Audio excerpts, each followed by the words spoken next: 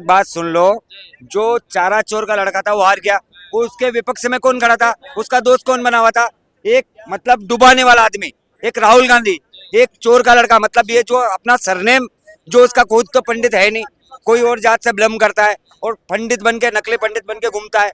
और मतलब ये नकली नोटंकी वाली यात्रा निकाल रहा है और देश की जनता को जाति के आधार पर तोड़ने का काम राहुल गांधी कर रहा है। ऐसा राहुल गांधी उसके साथ खड़ा था। और एक ये मतलब ये टोटी चोर जो वहां से मतलब यूपी से गया था, केसारी यादव ने क्या बोला था? किसी माँ में दम नहीं है कि मुझे हरा दे। लेकिन देख, उसके जमानत जब्त हो गई, वो केसारी यादव हार गया। है कि जैसे लालू परिवार में एक तरह की फूट मची हुई है, इस पे क्या कहोगे? ऐसा सच्चाई नहीं नौबत सुननी क्यों आ रही है? सच्चाई 140 करोड़ जनता है बिहार भारत में। वो सबके परिवार में झंझट है, आपके परिवार में झंझट नहीं है, इनके परिवार में झंझट, उसके परिवार में जो इस तरह का बयान देता है ना, उसको अपनी पिछवाड़ा देखना चाहिए। हाँ, अपनी चड्डी तो गंदी है, दूसरे पर आरोप लगा रहे हैं। हाँ, हर एक व्यक्ति के घर में झंझट है। हाँ, उसका पर्सनली मुद्दा है, उस पर नहीं जाना चाहिए। सामाजिक मुद्दा क्या, उस पर बात करो ना। वो काम नहीं किया, क्यों नहीं किया, वो चारा चोर है, केंद्र में चंदा चोर है, इस पर भी बात होना चाहिए। दूसरी बात है, नौकरी की बात है। हाँ, वो चंदा चोर है, 90,000 करोड़ का घोटाला हुआ शेयर मार्केट में, कौन है इधर? हाँ, तमाम घोटाला है। चाहे आप ले लीजिए अजीत पवार को, 17,000 करोड़ चिक्की पे सिंह की है। देवेंद्र फडणवीस को ले लीजिए, आप ले लीजिए जनार्दन रेड्डी को ले लीजिए।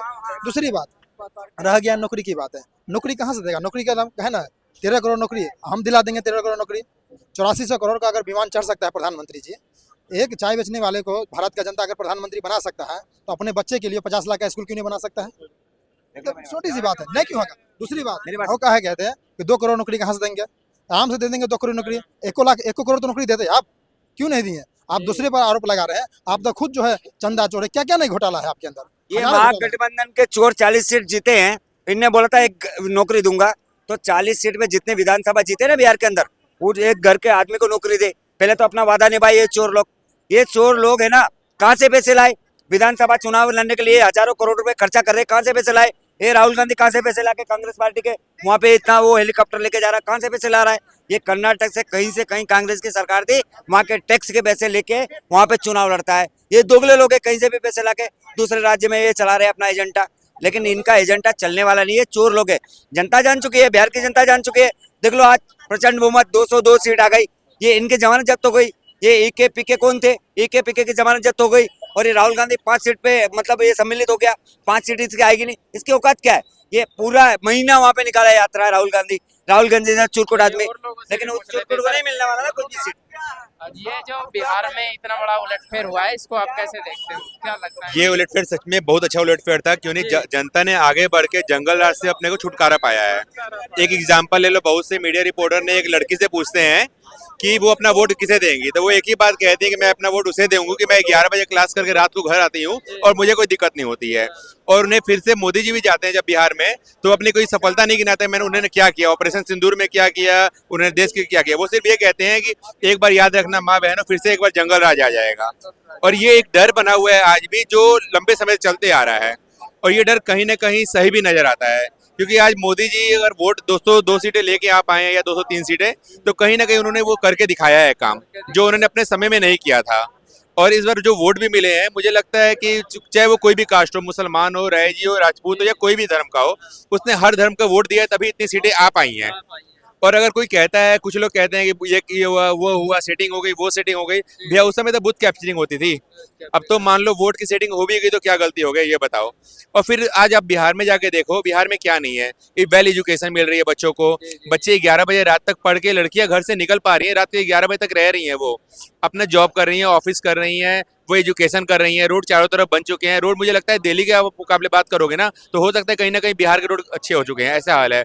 हॉस्पिटल सुरक्षा सुधरी है। हम ये कितने भी कहते हैं, या पीके जो कह रहे थे कि मैं संन्यास ले लूंगा, कहाँ उन्होंने संन्यास ले लिया? संन्यास लेना चाहिए था ना, उनका जीरो हो गया। वो नीतीश कुमार 25 सीटें कह रहे थे।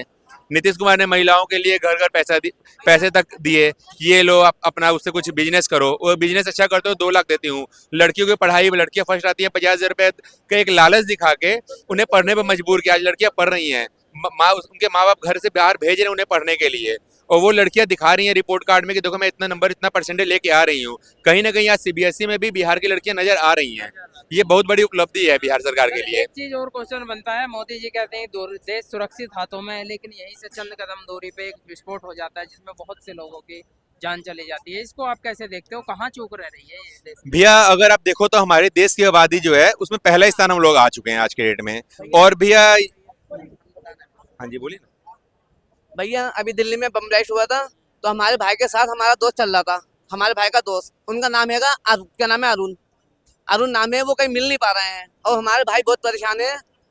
काफी दिन हो गए, 8 दिन हो गए होंगे बम ब्लास्ट हुए, जब से हमारा भाई मिल नहीं पा रहा कहीं।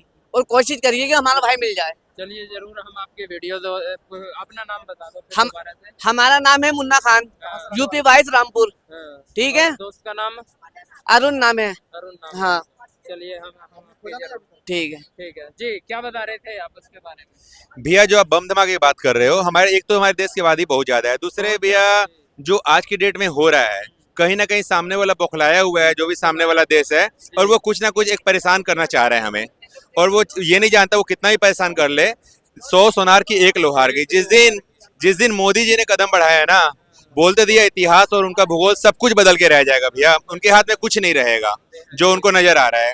ये छिटपुट घटना कर रहे हैं। मोदी जी ने अगर कदम बढ़ाया तो जब चाइना झुक सकता है हमारे आगे, इतनी बड़ी सैन्य शक्ति रहने के बावजूद, तो और क्या है। और आज फिर कहीं ना कहीं हमारा देश विश्व का 5वां या 6ठा ऐसा देश है जो अपने यहाँ हथियार से लेकर सब कुछ बना रहा है। हमें उसका लाइसेंस मिला हुआ है और हम विश्व में अपने हथियार भेज रहे हैं, हम अपनी क्षमता को पूरे विश्व में दिखा रहे हैं। और कहीं ना कहीं हमारे मोदी जी की जो वैल्यू है विश्व में एक अलग वैल्यू है। भले भारत में रह के भारत में कुछ लोग ऐसे हैं जो वैल्यू नहीं देते हैं, लेकिन उन्हें भी ये मालूम है कि आज रोड से लेके एजुकेशन से हर जगह आपको सुधार नजर आ रहा है। कहीं ना कहीं चीजें आपको मिल रही हैं।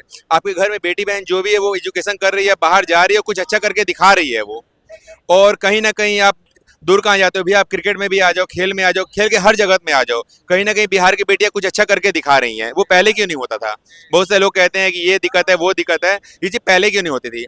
और सबसे हमारे लोकतंत्र में सबसे जो प्रॉब्लम वाली जो मुश्किल जनता होती है ना, वो दिल्ली की मानी जाती है। अब तो उन्होंने भी मोदी जी को चुन लिया।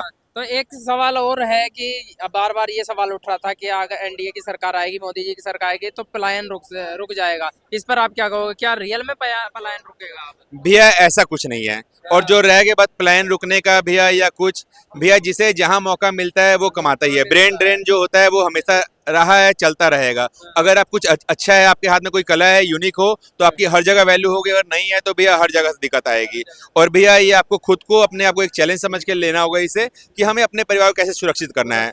जब तक आप खुद नहीं चाहोगे और अपने आप को रिस्पॉन्सिबल और सीरियस नहीं होगे, तब तक हर बंदे को दिक्कत आएगी। उसमें भैया मोदी घर घर तो नहीं जा सकता है ना आपके, और ना ही वो कोई लेटर छोड़ सकता है। इसके लिए आपको खुद करना होगा। मोदी जी ने जो सेवाएं चालू की हैं वो बहुत तरह की सेवाएं हैं, उसको एक्सेप्ट करते हुए बहुत से आप काम कर सकते हैं। तो सर ये जो सरकार बनी है, जो वादे किए गए थे मैनिफेस्टो में, क्या वो लागू हो पाएंगे पूरी तरह से? एकदम बढ़िया से लागू होंगे भैया। और एक बात हमेशा याद रखना, मोदी जी ने एक बार जो कदम बढ़ा लिया वो पीछे नहीं आता है, चाहे वो राष्ट्रहित में हो, चाहे विदेश में जो आजकल ये जो घटनाएं हो रही हैं लाल किले पे या जगह जगह पे छोटी छोटी घटनाएं हो रही हैं, इसके अगेंस्ट में उन्होंने कदम बढ़ा लिया तो बहुत परेशानी हो जाएगी। और वैसे भी मोदी जी ने इसे और ऑलरेडी आतंकवाद घोषित कर चुके हैं कि ये जो घटना हुई है ये आतंकवाद घटना है। ये जवाब ले ले रहे हैं, ये बोल रहे हैं कि अगर मोदी जी ने आतंकवाद के खिलाफ कदम बढ़ा लिया तो फिर कोई टिकने वाला नहीं। देखिए मोदी जी ने भूटान से ही ये घोषणा चाहे करके, वो अमेरिका हो चाहे कोई देश हो, आज डोनाल्ड ट्रंप बार बार कहते हैं और क्रेडिट लेते हैं। जवाब ले लेते हैं। मोदी जी ने भूटान से ये संदेश दिया था जो इसमें शामिल है जी। उनको बख्शा नहीं जाएगा। बख्शा नहीं जाएगा। और जी, जैसे ही वो भारत लैंड जो है